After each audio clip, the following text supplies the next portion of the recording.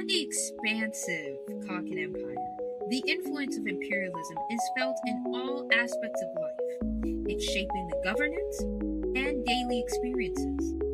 Driven by ambition and a desire for power, Kakin combines military strength with added diplomacy, in quotations, diplomacy is a stretch, to maintain control over its diverse territories, often evading regulations and accountability, hence why I said diplomacy is a stretch, more like diplomatic skirting, as I like to nickname it.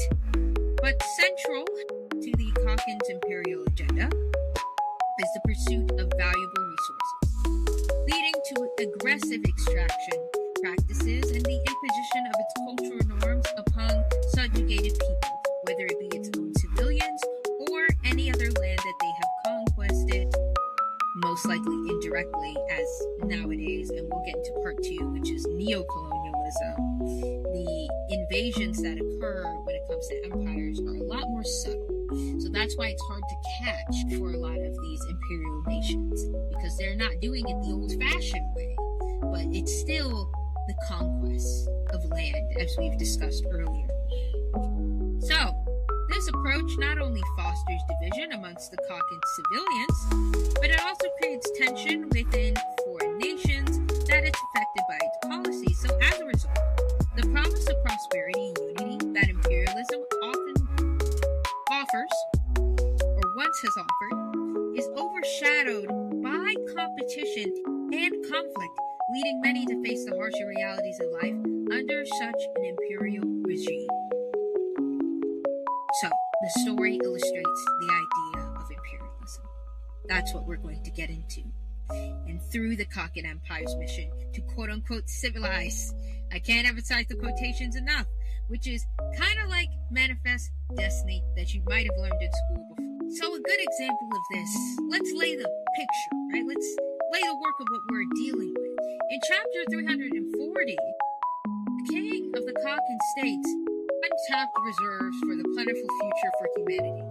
Vast amounts of resources, food.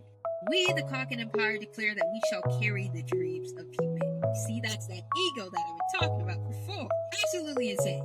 This shows how they believe they have the right to dominate other nations and spread their quote-unquote glory to what they think are lower societies. Do you see how this is starting to look within the text? Now you're starting to see a good example of that with the Kakin Empire. Another good example is also from chapter 340, is when the king says it's nonsense to be tied down by superstition spread by countries now in decline, aka countries lower than us. It's that mentality that's coming back. He also adds, the time has come for a rising nation.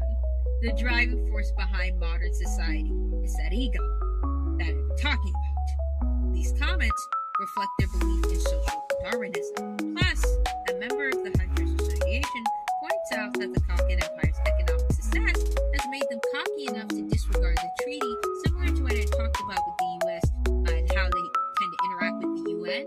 Yeah, similar things are done with the Kakin Empire. Do you see the similarities now? Do you see how it's working?